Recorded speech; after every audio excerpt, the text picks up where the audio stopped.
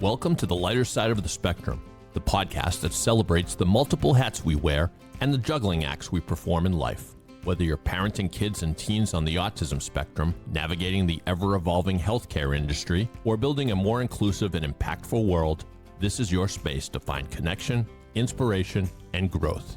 Together, we'll share stories, tackle challenges, and explore how innovation and inclusion create better outcomes for everyone. Because no matter the spectrum, there's always a lighter side. Now here's your host, David Kaufer.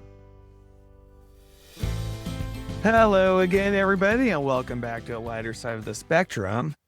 What if I told you that sometimes the most important thing a teacher can do is simply ask a student if they have a question? Because in that moment, they aren't just included, they can show how they think. They're invited to belong.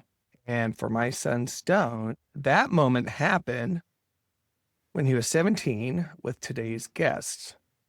And I am so excited to have our guest here today. When Stone first began attending Brightmont Academy, which I've spoken about here, I really had no idea what to expect. We are in the middle of a long and painful battle with the school district for its educational rights. And literally for the first time, we were stepping into a space that finally promised to meet him as a whole intelligent human being, student capable of learning like every other kid. And our guest today is Amber Nathanson, and Amber was the first teacher to deliver on that promise. She didn't just accept Stone, she presumed his intelligence, she welcomed his questions, and she helped him become a student. So, with all of that, Amber, welcome to the lighter side of the spectrum. Hello. Thank you for having me. It's my first podcast, so this is Well, welcome. We'll make it easy. You know, one of the things I also wanted to mention in the intro is that, you taught Stone environmental science and biology, but, you really kind of modeled the kind of educator that I think our school system needs to learn from. And that's one of the reasons I really wanted you on this podcast to talk about the experience and the approach that you took. You're transitioning right now from teaching to being a student yourself, heading off to medical school, which is awesome. I'm so excited for you. Of course, we already miss you at school. Thank you. I just wanted to reflect on kind of like what makes your approach so powerful and intuitive and really kind of needed. So let's go back to that very first day in class with Stone. And what do you remember about it? Well, I think I should start with a little bit of the backstory on my side of things. Yeah, that'd be perfect. So before we get there, I want to talk about, so I had been teaching there for maybe less than a year, and I had found that I really liked to work with high school students, and I really like to teach science, right? Those are the two things that I knew and the two things that I like. So I went to my boss, Tony, and I said, Tony, this is what I like. Do you have any students for me? And Tony goes, well, I have somebody who I've been thinking of. He's very excited to tell me that he had an interview with you and Stone, just the sort of like, welcome to school. Like, would this be a good fit interview? And he was amazed. He was, I can still remember Tony going, and I forget what book it was. He goes, and I just flipped open a book and I gave him the book. He was able to just read the book and he knew all the answers. And I was like, that's pretty dang impressive, right? And I had some previous success with a nonverbal student before, which is why Tony had decided to place me with you guys. So all I knew going in was that, basically, that Stone was super smart and he was, nonverbal, in a sort of way. And he was here to learn, and that's all I needed. And that's all I wanted. And he probably mentioned something about the letterboard too, right? That he would communicate with the letterboard, right? Because that was a big deal. I totally forgot about that. Yeah. I totally forgot that's where we started out. You're right. Yeah. He mentioned that's how, that was sort of the mode of communication. And I was very intrigued, of course. Right. I was, a lot of things crossed my mind, sort of like, well, like, how would that, like that would definitely affect communication when it came between me and Stone. Like, would that affect the timing? Like, how Mhm. would that sort of play? But I was very curious and I wanted to, figure everything out. So, uh, Tony put you guys on my schedule and I met you guys and you guys were absolutely lovely. And we sort of started. I remember the letter board. I remember, the pencil with Right. and it was, gosh, it was such it seems like a lifetime ago because all I can think about is how much Stone has progressed. So yeah, you came in, Yes. from day one. Obviously, you were kind of briefed by Tony. I mean, he kind of helped set it up. He obviously presumed competence because he met with us, you know, talked with Stone, as I've told many people. The meeting really was designed to be between Stone and Tony. I really Mhm. was there as a communications partner. Yeah. Said very little. And Stone was thrilled, right? This is giving him a chance to, he finally had an opportunity to weigh in on his education, like have a chance to actually be educated in the first place and also figure out what was best for him because we Right. were looking at different options, um, different online school opportunities that the district offered and, yeah, of course, homeschooling and whatever. There were different things, and he was just thrilled that he could even have a voice in that. Right. Let alone have a chance to meet with Tony. And then I just remember walking out and I asked him, I said, "So what do you think?" He said, "I could see myself thrive there." That's so great to hear. Um, I if I know we've talked about it, and I know you guys really appreciated the approach that I took. And if I'm honest, it just came out. It like my approach comes from a point of I don't have any information, right? I mean, I have some information, but I don't have enough information, right? Like, I sort of have the philosophy that I need to be able, like, especially when it comes to working at that school, because every single student is so different. Every single student is different when it comes to like how they approach the table, right? Like, Mhm. what life events are they coming um, to school with, right? Not even just like educational experience, but lots of other things that have happened in their lives. Yeah. So for me, Trauma, challenges, right? exactly, right? Yeah. So with meeting you guys, that's all I really wanted to know. Like I try to have every single student that I have, especially if it's their first day and their first time at Brightmont. My whole mission is to just I don't care if we talk one word. I mention science once. Doesn't matter to me. I don't care if we never get on to the math. I don't care if we never talk about English. I just want to know how to best help you guys, right? Because every approach is different. It's true that, the the shoe does not fit all. Like it's Yeah. not one size fits all. Yeah. Um So I think that was mainly my biggest goal was getting to know you guys and also yeah, working with you that day. It's just sort of like this is who I am. Let's see if it's a good fit. Well, and you have kind of a non-traditional background for I teaching do. as well, which I think, interestingly, really kind of played into your approach here, in terms of presuming competence. You are Uh, totally correct. Yeah. yeah. So talk about that, kind of like how you even became a teacher at Brightmont Academy. And Yeah. also for those who may be listening for the first time or aren't familiar with Brightmont, even though, I've talked about it in different podcasts, but why Mhm. don't you kind of let people know what's different about Brightmont Yeah. Academy and again, and then how you found yourself there? So Brightmont prides itself, its whole mission, it's called the one-on-one school. So its whole mission is that every teacher meets with a student individually for an hour, right? So the whole purpose is to curate and adapt. uh, to that student's need. It's very different than any sort of other, uh, school district or school in that way, Right. because it's completely driven by the pace of the student. Obviously, we do have, academic deadlines that we'd like for you guys to meet. So hopefully you guys, don't have to like go through the summer. So you guys can have a good summer. But other than that, it is completely sort of student driven, right? We help try to guide and we help try to shape the student and learn, whether it be academic or, sometimes in math, I have to pause and we have to talk about like, how to banks do interest, right? Like it's in just Mhm. a Right. random assortment of things.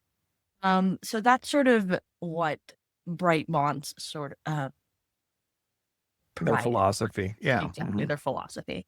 So the way I came to Brightmont is that so originally I'm from the Bay Area. I'm from California, and I came up after I graduated college. It was the middle of COVID, and I knew that I wanted to go into medicine. I wanted to be a doctor one day, and I said, "Well, I know that I have to tackle the MCAT, which is a mountain on its own.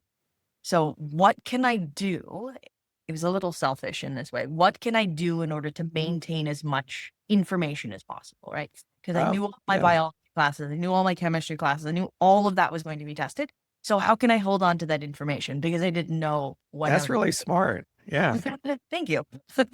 And I have been a sort of lifelong tutor. For me, the best way for me to learn is by teaching. I remember in college, I would host study sessions at my house, and my friends would come over and we'd have dinner and we'd go through chemistry and whatnot together and we'd answer each other's questions. And for me, I have the philosophy of that if I can't teach it or if somebody can't teach it, they don't know it. So for me, I was sort of like, wow, this would be a good way for me to maintain my information. And also, on top, is that Stone? You gotta say you probably hear the voice. Yes. Hi, Stone. Yeah. I bet. Good. We'll get later, okay? Okay. Yeah. Yeah. I'm talking to Amber. Okay. Yeah. Yeah. Later. Yeah, later, okay? Okay. All right. Well, his appearance. So, uh, so I decided to get into tutoring. Right. And so at that time, after I had just graduated, I found a nice job tutoring after school. And it was great because at the same time, uh, I could pick and choose my hours, right? That was really important to me because at that time I was also I was in a class to become a nursing assistant because I wanted medical experience. I know, just Right. lots of things that were going on in my life. So I figured that I wanted something flexible. I wanted to maintain my information, and tutoring seemed the way that to go. And I loved tutoring. I loved being able to. I kind of like the ability to sort of show up and go, "All right, throw it at me. What are we doing today?" Right? What subjects are doing? That was some of my favorite part about working at Brightmont as well, is that, I walk in through the front door and it's like, "Oh, okay, I have 2 hours of biology, 3 hours of chemistry, environmental And science." you wouldn't know day to day, right? Like your schedule literally It would changes. change, right? That's And one of the things that was really different for me as a parent to adjust to, right? Like some right, days we'd be like, "Oh, we've got Amber at 9:30," but the next day we've got Amber at 11:30 right. and And a lot of it goes down to, so for instance, I'm the only teacher who does anatomy and physiology, right? So if let's or I'm one of the only people that teaches chemistry, right? So if a chemistry teacher is out, well, all of her or all of his students, well, they need someone to teach them chemistry. So that's why a lot of the Mhm. Right. right? So, I liked it because, it was sort of kind of dope, right? And even though it was the same material and I had to go over it, I don't know, a dozen times, it was still interesting because of the students, right? The students made me think of information in different ways, and I made a lot of realizations. Like it was I learned a lot while working with them and also like how to work with different types of people. So I came up to Washington, and I first started out as a tutor, same old, same old. And I said, well, this is great. It's not necessarily paying all of the bills. So I want to get another job. And I said, well, if I work there, I can work in school, and then I could tutor after school. And I was like, wow, this is so genius of me. I can cover lots of stuff. I can work And 14 hours a day. exactly. I did. Right. And that's what I did. So I started at Brightmont, and I don't know, it was sort of like a duck in water, I guess, because I kind of approached it like tutoring, Um, I build relationships with these students, um, and they come to me every single sort of, but instead of every single week, it was like every single day, right? So I got to see them. And my favorite part about teaching versus tutoring is that no shame to other teachers, but as a tutor, sometimes you notice there are certain deficits that seem to be very prevalent amongst lots of students. And to be fair, right, a lot of it, I would say, is it's not even close to being a teacher's fault, right? But sometimes you hear, oh, my teacher doesn't explain the information in the way that you do. And I go, that's kind of interesting. What happens if I could be the first exposure? What happens if Mm. I teach a student in a way that has been tried and true to be successful? And that's why I like teaching, is because I got to apply all of my experience as a tutor and sort of be like, I see students. I joke that, um, students' tears pay my bills, especially tears in chemistry. Uh, and there are certain topics in chemistry that every single year I get students to ask me about. So every single time I go over them in chemistry when I teach it, I go, listen, I have seen so many students fall right here. So we are going to go over this again and again and again until you get it, because otherwise you're going to have to hire a tutor. Um, and Right. You know how that goes. right. Uh, so anyway, long story short, that's sort of how I got into Brightmont, and that was sort of my journey through tutoring and teaching.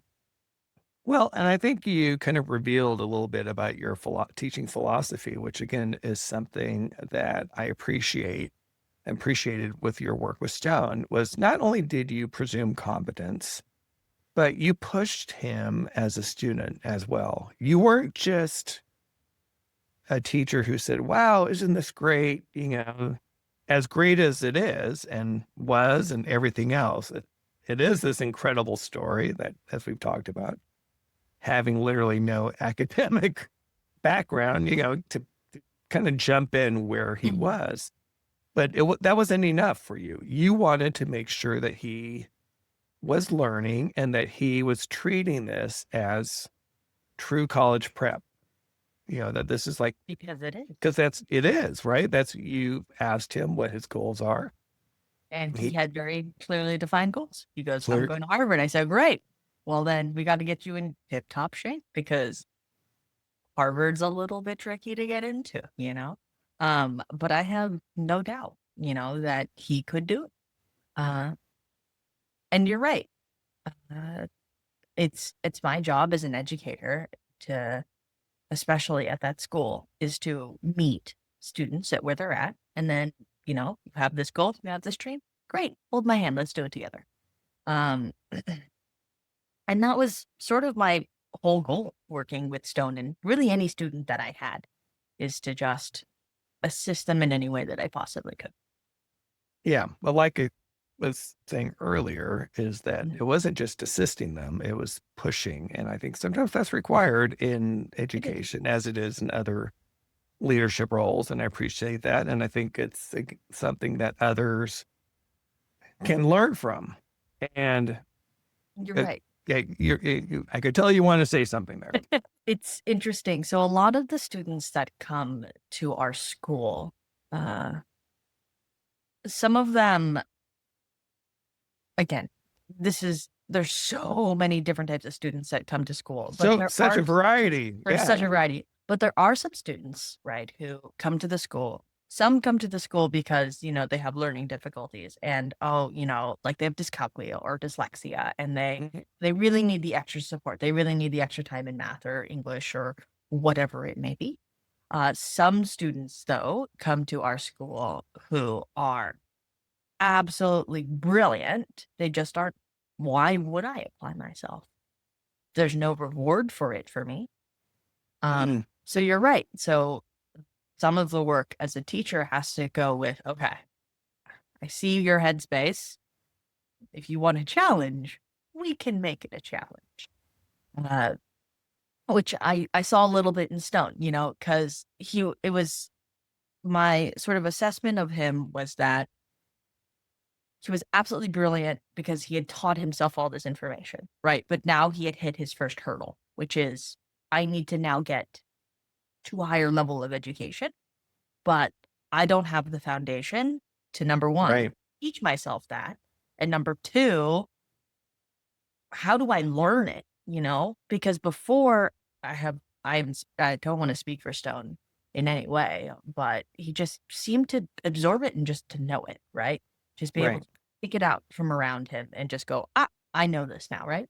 And now he's getting to, more advanced topics like biology or Yeah. algebra. Well, that actually does require a little bit of, Can't just absorb it. right. You can't just look at it and go, now I understand everything that there is Yeah. about, right? Right. Especially with biology. It's my favorite thing about biology and my least favorite thing about biology, which is how many connections there are, about how interconnected everything is. And if you understand one thing, then it will help you in your next thing, but you need to understand this, right? So I knew that Stone needed the boost that, And he was never had that. Sorry to interrupt, Amber. I mean, but that's one of the many areas that he never had that. What you talked about is a lot of times you need in education, as most traditional students have gone through it, you have those bridges that connect one topic to the next, to the next, right? You have that kind of the tiered learning, scaffolding, right. whatever you want to call it. He never had that. So he No. never knew how, he never had those connections. Right. And we've talked about this many times in class before about, especially how do you learn, right? Learning how to learn. Exactly. When you are in elementary school, you learn the shortcuts of how do I write notes, right? I mean, you're not really writing notes in elementary school, but at least you're, right? Right. Practicing taking information from somebody and then thinking, what's the most important thing and putting it down on paper. I remember doing that in middle school, especially high school, but also, sort of elementary school. This was mainly cursive, but it sort of ages me. But sort of, again, learning how to learn, right? In elementary school, I remember them preaching about, are you a physical learner? Do you like to touch things? Are you a visual learner? Are you an auditory learner? Kinesthetic, whatever it might be. And if you're like Stone and you're just dropped in the middle of high school and you go, great, learn this. Where are the tools, right? Right. Where do No you start? shovel, Yeah. no bucket, just start digging, right? And Figure it out. exactly. I think one of the things that I always have to keep in mind, and this job has taught me time and time again, is that some students, you can go A, B, D, fill in C, right? Or you can just go A, B, and they can do the rest, right?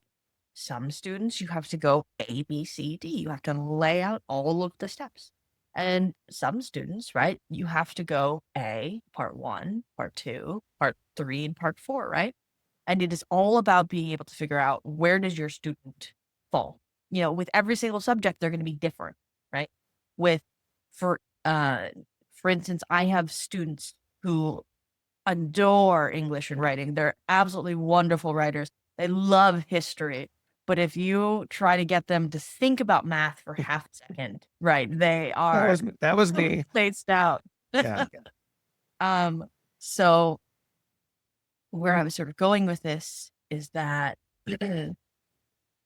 one of my other goals for working with Stone and with any student was sort of figuring out how does this particular student learn in this particular subject as well, right? How much do I need to fill in, right? And with Stone, it was sort of this dance that we had to sort of get used to. He knows this information, and because he's very smart and he's picked up this information, but here's a big hole in his learning because he just never got taught this information, right? And it happens. It happens to all of us. You know, I was sort of mentioning earlier about one of the problems that I see when I'm tutoring, and it's honestly COVID, right? We see a lot of high schoolers not being able to come in with basic addition and subtraction skills or multiplication skills or division skills. Fractions, forget about it, right? And those are not problems with Stone. Stone knew those, Right. right? So it was Oh, very yeah. different, right, than any other student. But Stone did not know a like certain fundamental key terms in biology, simply because he just never been exposed to them before, right? Right. I remember taking earth science and oh, I almost said geography. Right. What, geology? Thank you, geology. Yeah. Wow. Wouldn't look for me to forget the word geology. Thank you. It's all right. It's all right.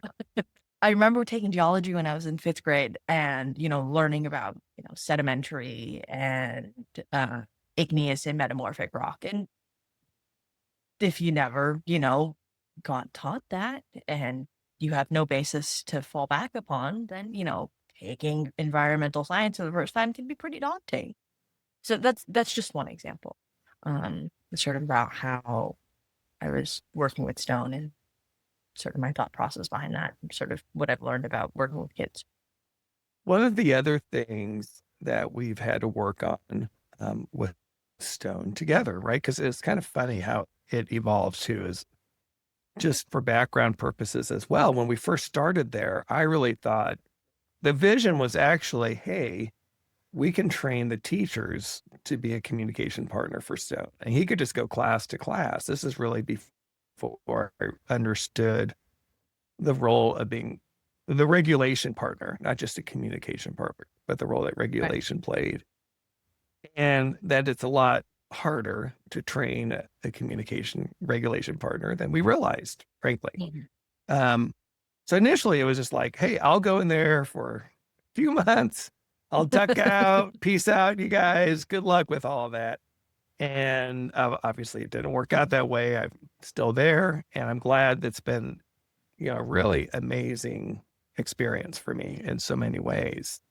But what I also think it kind of allowed us to do is kind of do a bit of team teaching, right? You're right.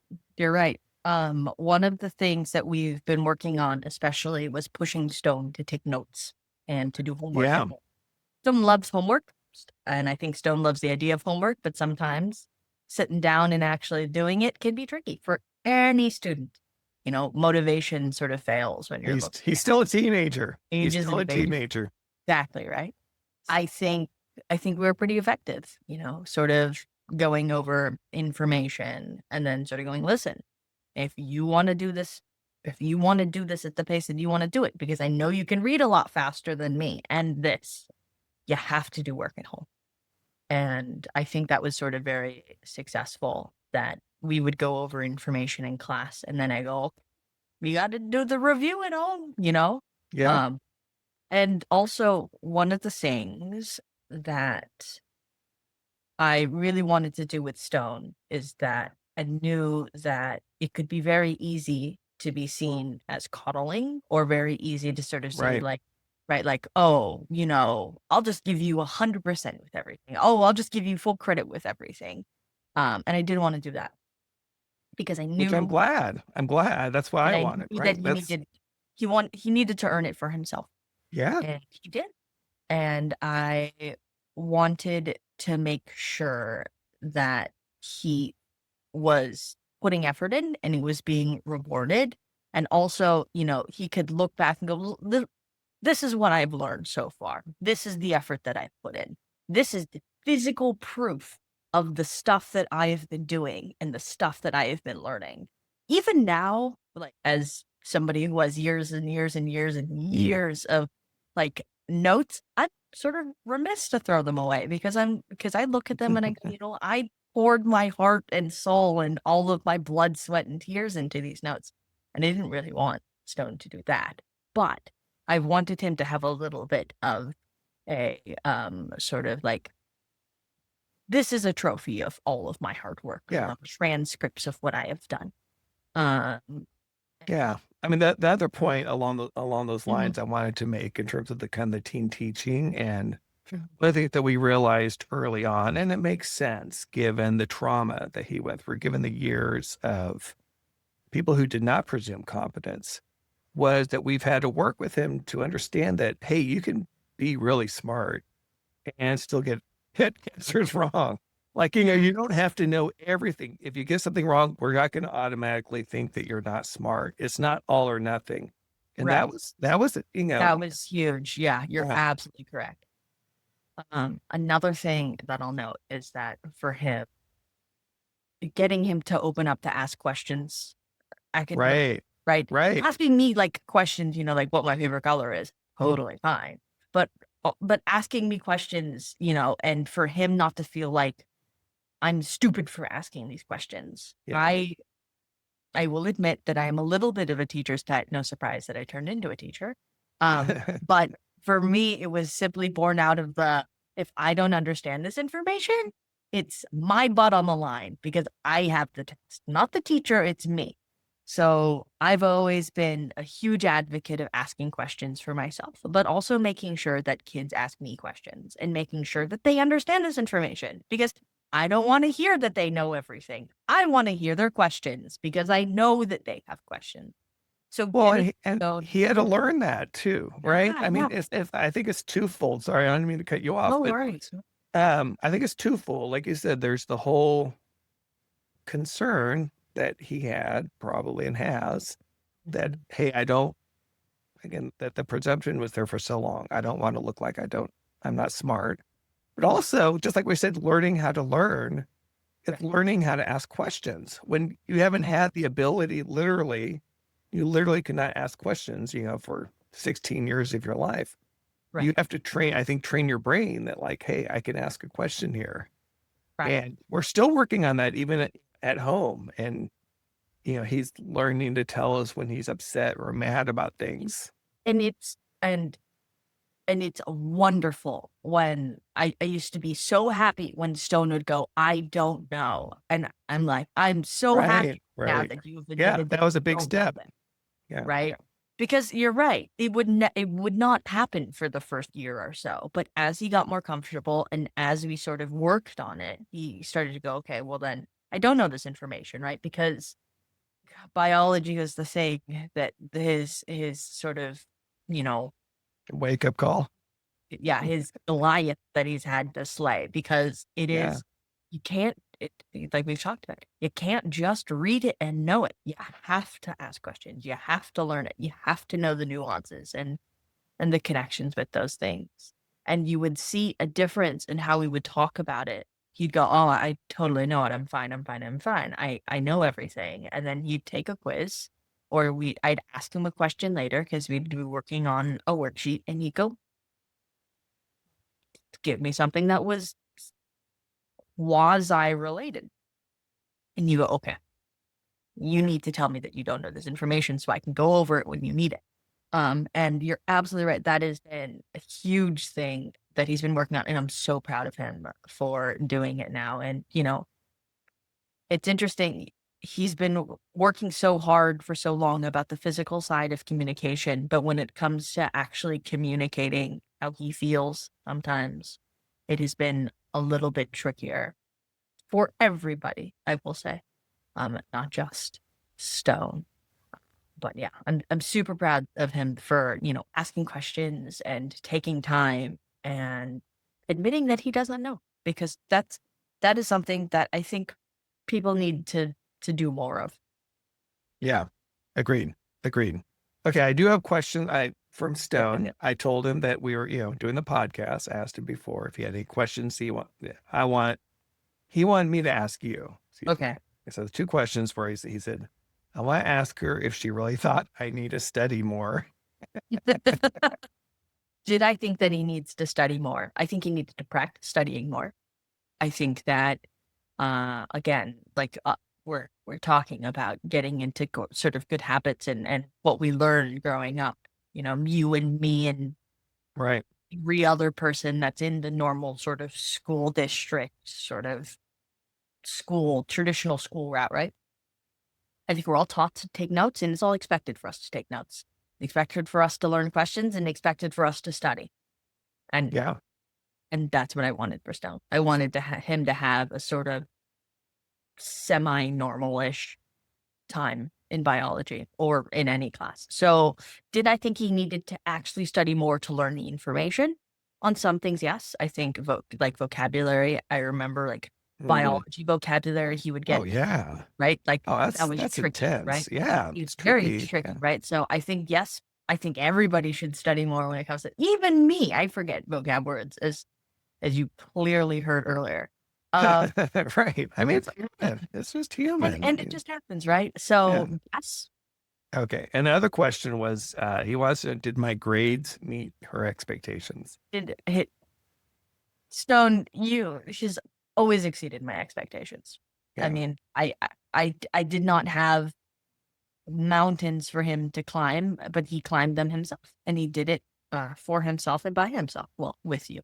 Um, Well, and but he I did, yeah. I would say um I did not hoist any expectations onto Stone, for good or for worse. I wanted him to do well, and I'm glad that he did well, and I'm super proud of him for learning and especially progressing in the way that he has, from letterboard to the like the touchy letterboard to the computer. Right, right, right. Yeah, you saw the whole transition from the yeah. Exactly. So I'd say that I didn't necessarily have expectations when it came to him academically, but he's exceeded my expectations for sort of everything else. Here's a question for you. What did Stone teach you? What did Stone teach me? It's a good question. I think about this a lot. I try to Another philosophy of mine is that anytime that I've made a mistake or anytime that something has happened, I really try not to beat myself up about it, but instead I try to go, all right, what can I learn from this? Right? I have erred in some way. Well, how can I make sure that this doesn't happen again? Because I don't like this feeling. And I do that when it comes to teaching, because I made so many mistakes when I first started out as teaching, and I still do as Yeah. tutoring and in life. One of the things I think that I'll say is that we've talked about how our first day meant so much to you. And to be completely frank, that was another Tuesday for me, right? Working with another student, a new student, and I was very excited for it. So the lesson out of that was sort of like, the smallest things that I can do, the smallest words or actions or presumptions that I have can come across incredibly clearly and can mean a lot to somebody. You guys tell me that you really appreciated that I assumed competence, and you're right, I did. And I did not think it was going to be something absolutely touching to you guys, and it was. And I'm so glad that I was able to help you guys and see Stone's journey. So I'll say that's one thing, sort of, going in. And then on sort of the flip side of that is I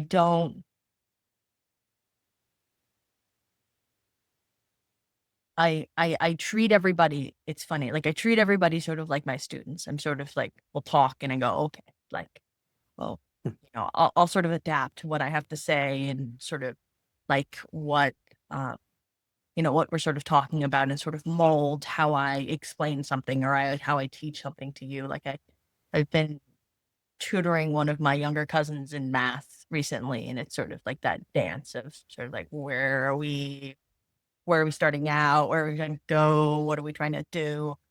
Um, so yeah, I think I think those are basically it. Sort of just like Yeah, approaching everything sort of holistically and sort of remembering that intent is intent goes a long way. absolutely. Okay, well, it's time for our weekly segments. We're going to start with our tip of the week. This is where we like to just try to share a little tip, something that people could walk away from each week. Hey parents, gather around, it's time to speak. We're here with your tip of the week. Strategies and wisdom just for you. Autism parents, we know what you go through. All right, it's time for our tip of the week. I've got one on my end, and I could kind of tee one up for you, Amber, on your end if you don't have anything, because I was going to ask you, it could be your tip. What advice would you give to other educators, especially those who are meeting non-speaking or students who have apraxia, like Stone, for the first time? What would be your tip for them? I wrote about this a lot in my med school essays because I just believe about it so much. And one of the things that I talked about is and we talked about this earlier, is how do I get my students to be comfortable? Because if they are not comfortable with me, they are not going to want to learn from me. Right, right. And I think, you know, I had the luxury of being able to focus all of my attention on one student. So it made Right. it a lot easier for me to be able Yeah. to get a kid to feel comfortable with me. Um, but I think that in order to get a student to learn, you need them to be comfortable. And in order to get them to be comfortable, you need them to be able to trust you and to have a good rapport, right? I'm Yeah. always interested in what my students are interested in. I have learned I know more about Seattle public transportation than I ever have before in my life. I know more about motocross racing. I know more about Genshin Impact. I like All randomly, kinds of stuff. Right. right? Yeah. All kinds of things because all of my students like it. And I'm Yeah. interested in it.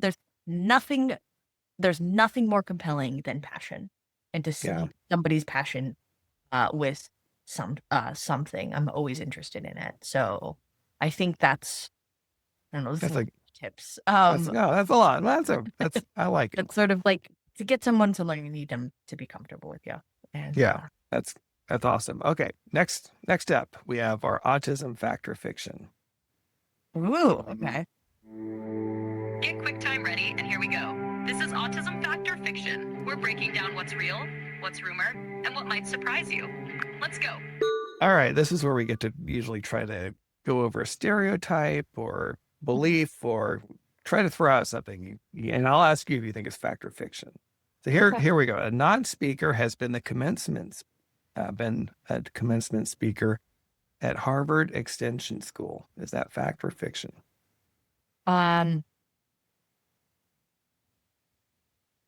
At Harvard, I know that from you guys, I know that they have a great special ed program. And I also know that there was a commencement speaker, but I don't know if it was Harvard. That's like the point. I thought, doesn't she live in Florida? She's Yeah, she's you're wonderful. thinking of Elizabeth Bonker, which I think we We've should do talked that. about, right? Yeah, yeah. That's at Rollins College, which is great. It's been like viewed 1 billion times now or something. Her commencement. Right. So, No, this is fact. This is oh, fact.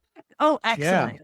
yeah. 2021, Dan Bergman, he won the Harvard Extension School 2021 Commencement Speaker Prize and was also featured on CBS Sunday Morning. So for those of you out there, check it out. Do a search for him. It's an incredible piece. He is a non-speaker. He started communicating at age 12. And he had a teacher who believed in him that really helped propel him forward. And here he is now, a Harvard grad, and living a very full life and advocating and doing a lot of the things I think we could see Stone doing in his future as well. Yeah. I did Okay. not- Yeah. Okay. One more. We call this Parent confessions. So you're not a parent, so you don't have anything to confess to, but I got one for this.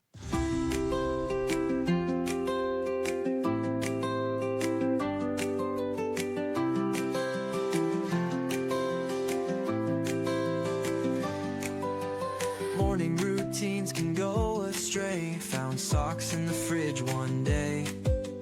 Laughter's the best remedy. Hey, we're just finding our own way. Mom, Dad, confessions. All right, so my parent confession is not going to be a huge surprise, but it is when Stone was in his public high school.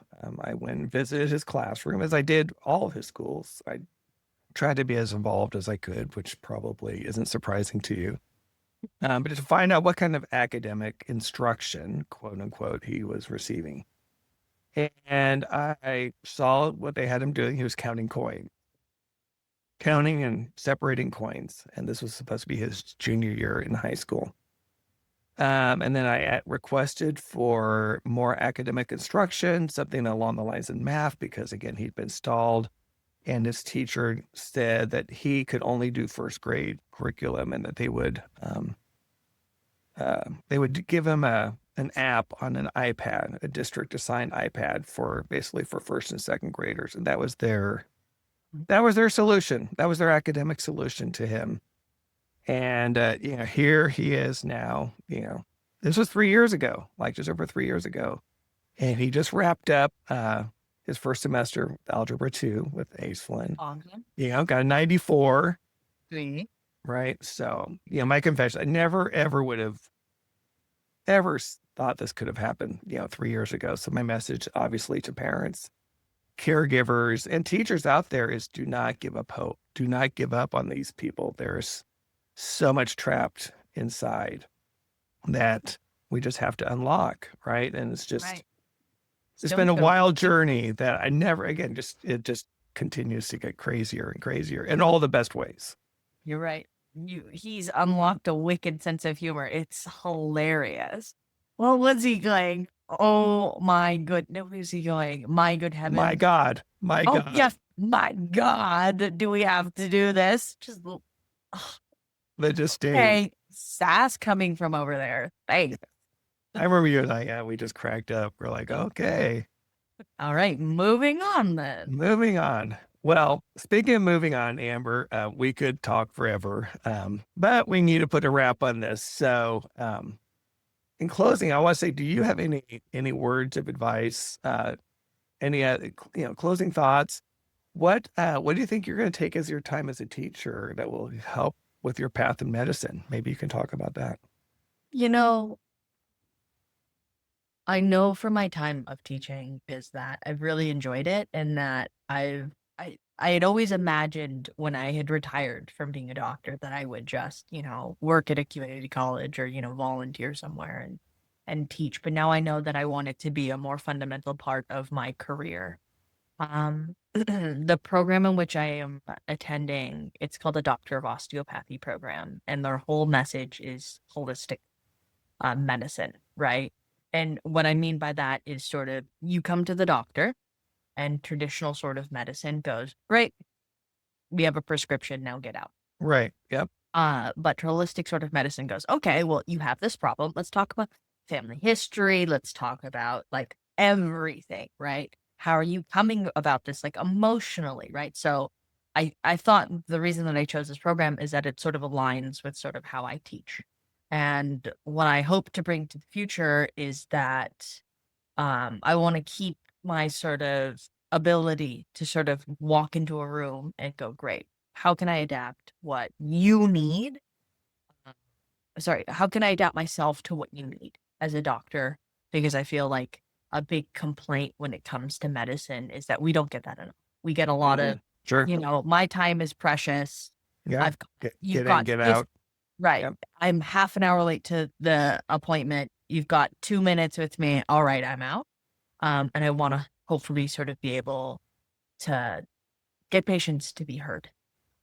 So I really want to take those skills to medicine that I've learned, but I also know that I love teaching. And I would really enjoy, being able to pass down knowledge to the next generation of medical students or, Yeah. other people around me or my peers or whatnot. So that's sort of my goal. Wow, that's awesome. You're going to do great. You're going to do Thank great. you. Yeah. And we are going to get you to a Ducks football game. You're going to have to Yes. experience that since you'll be not too far away. We'll come by. see Next what I think in you are. green, baby. Yeah. But again, thank you, Amber. Thanks for being here on the show, but thanks for all you've done for Stone, as we've talked about. Of course. Your first teacher to really invite him to a room, and he's definitely never forgotten that. And so for the listeners, again, if today's conversation resonated, please share it with others, with an educator, with those in the industry. Rate and review the podcast. It helps others find us. And to those teachers out there, especially those who lead with your hearts, presume competence. Thank you. The world needs more of you. For the rest of you, we'll catch you next time.